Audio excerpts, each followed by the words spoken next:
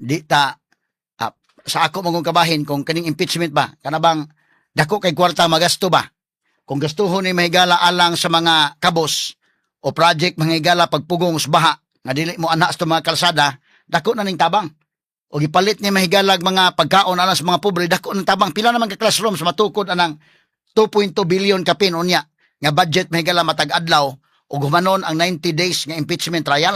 Straight to the point. Sa manang para nako mayon taog yun ako na nila nagmaayo mga sukitig paminaw. Pero sige lang, padayon impeachment, okay. Ang atong maruganan mao nga ang uban nga mga anomalya ipadayon sad sa pag-imbestigar. Kay mas dako man ang anomalya mahigala sa flood control scandal. Kini impeachment magkagilaan okay ra po ipadayon kay kana pahinuoy kada adlaw na tayo sugutanan. Na naman yun na, so atong sundan mga higala matag adlaw. Kunyang ato mga listeners, diri mga higala mangayog update sa DYHP RMN Cebu. Kaya nata mahigala yung mga anggulo nga ato mahigala ang gitanaw o kita musultis kamatuoran o ang ato mga analysis mga higala nga diin ang masa makasabot gyud.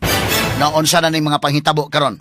Straight to the point. So na gahapon dunay ruling nga gihimo sa Senator Chis Escudero may labot sa subjudice rule.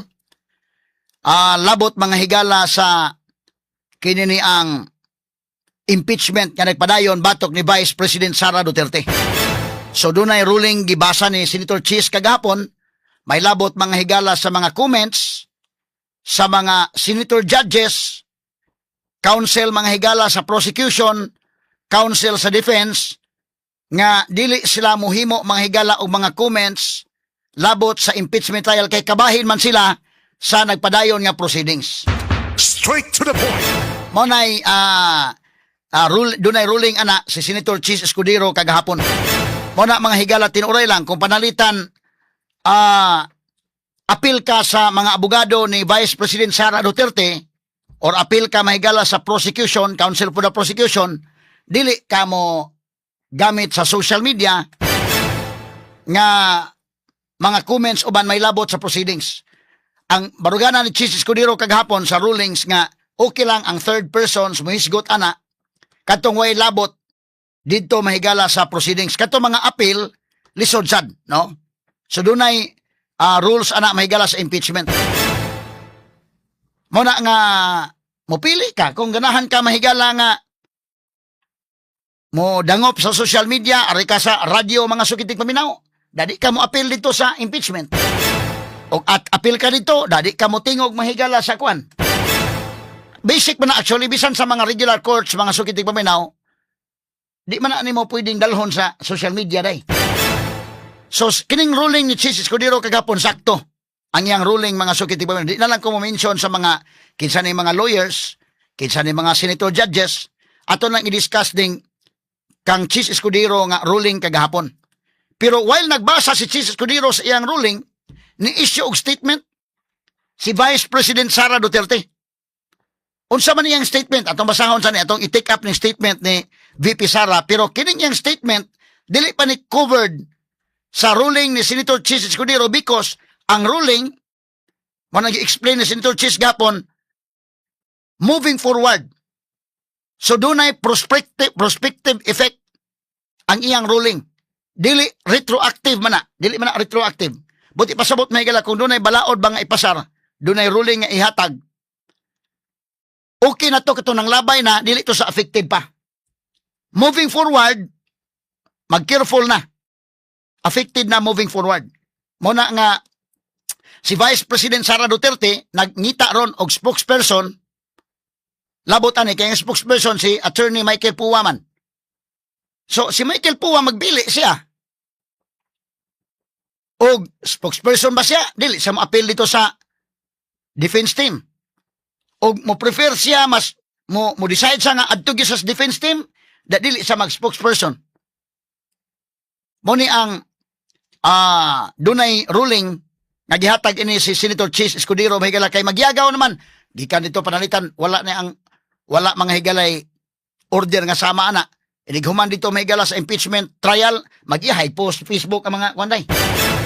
Mga prosecutors, ang mga side sa prosecution, ang side sa defense, mahimong trial by publicity hasta mga senator judges sumuna nga kadtong mga nahumana last time nga nahumana okay na lang to, but moving forward atong i-follow ang ruling nga gihatag ni Senator Chis Escudero. Ako mo evaluate sa ruling fair ang ruling ni Senator Chis. Straight to the point. With due respect sa mga abogado, mga senator judges nga doon na mahigalay mga statements kipangbuhian, sige na lang to because ang maong ruling wala sa retroactive effect. Doon na sa prospective effect. Buti pasabot, gahapon man magsugod ang ruling, so moving forward, manghinaota nga musunod na sila. Musunod sila tanan. So, gahapon po ni isog statement si Vice President Sara Duterte. Labot ni sa mga nanghitabo sa impeachment trial. Unahon ta sa ni pag-take up. Nadia dong ang kananaang kuan, kinini ang statement ni Sara. Mao ni atong basahon o niya ato mahigalang i-explain atong hubaron sa Binasaya kutob sa atong mahimo o niya atong i-explicar. Morning statement ni Vice President Sara Duterte. Prove the impeachable offense. Prove it with evidence, not insults, speculation, or political theatrics. Straight to the point. Mao ni ang title. Pamatud-i ang impeachable offense. Impeachable nga kaso. Pamatud-i pinaagi sa ebidensya. Dili sa pagpanginsulto. Dili sa espekulasyon o dili sa pamulitika. Straight to the point. Mao ni ang title Ato basahon may gala. Prosecutors and members of Congress who want to legitimize the two impeachment complaints filed without a shred of evidence should be confident in the strength of the case. Matod pa may gala, sabi na siya pa, ang mga prosecutors o ang membro sa Kongreso nga gusto muhimong lehitimo sa duha ka impeachment complaints nga ilang giduso nga way lig-ong ebidensya. Kinahanglan nga musalig sa ilang gituhuan nga lig-on nilang kaso, batok nako, matod pang Vice President Sara. They should not be fishing for evidence during the trial or desperately try to turn something they wish to be true into a wild story of alleged wrongdoing. Matod pa. Dili kay managat og ebidensya diha na mismo sa husay sa kaso og daning kamot nga mamahimong tinuod ang ilang mga akusasyon. Kay so far bitaw mahigala tong ibalitawa gi ebidensya pa so far. So naning kamot nga mahimong tinuod ang ilang akusasyon.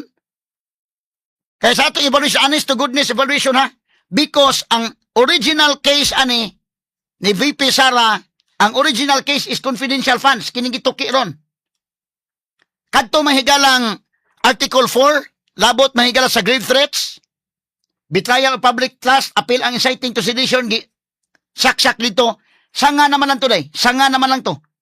Ngano man tong ni sanga, kay tungod man to kang Zuleika Lopez, nga ilang gi-contempt, milaban si Sara mahigala, nagka-priskon si Sara, moto nga nagkainitay, na nisanga na pod, ilang gihimong article of impeachment. Nga nisanga na pod mahigala, kay ilang ipasumon ang mga bank records. But ang original ani nga kaso, kini gyud mga higalang confidential funds. Nya nasuta man nagkaanam og katinaw karon. Nga wa pa day mahuman ang kuha sa stage sa kuha, na pa sa stage sa kuha.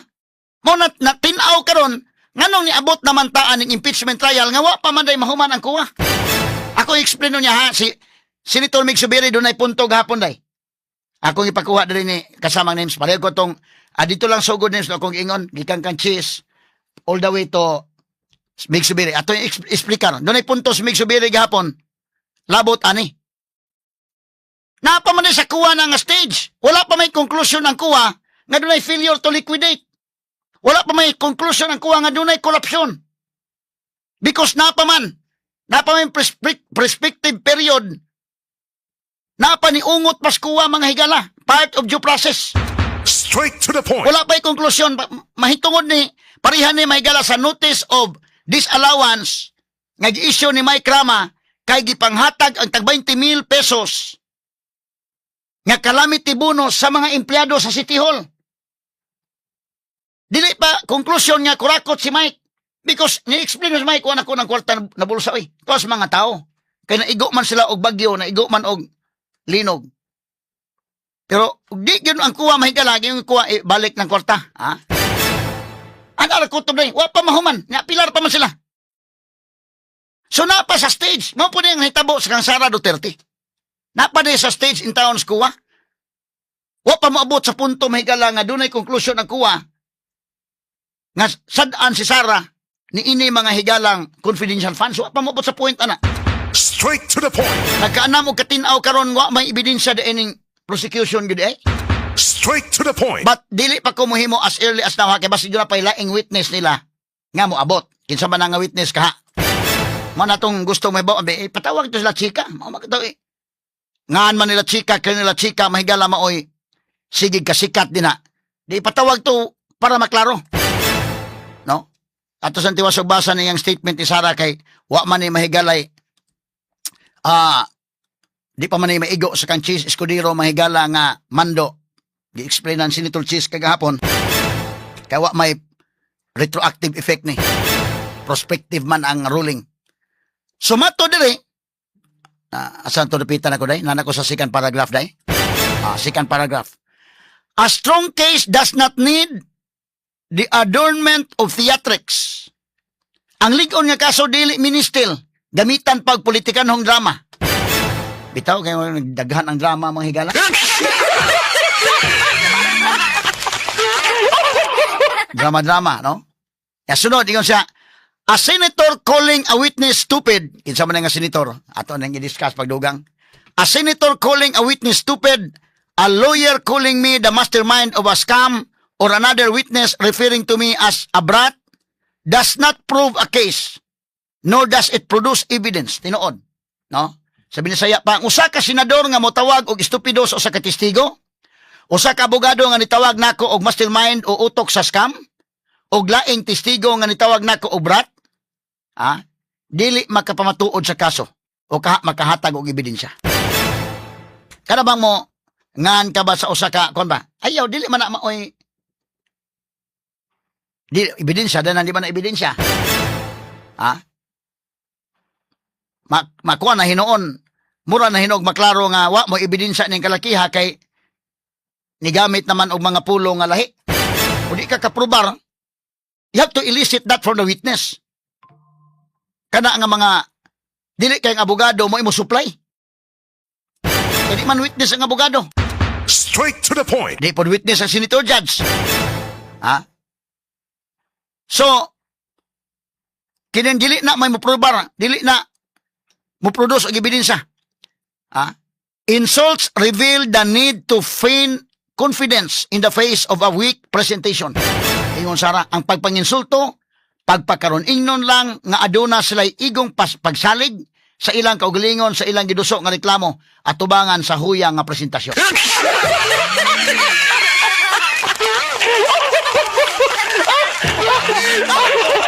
Atas katapusang paragraph. Tagalog niya ni. Sige dong, atong basahon tiwas dong. Tagalog niya ni sa kwan. Kana katapusang paragraph. Mga kababayan, lubog na ang bansa sa baha at kahirapan.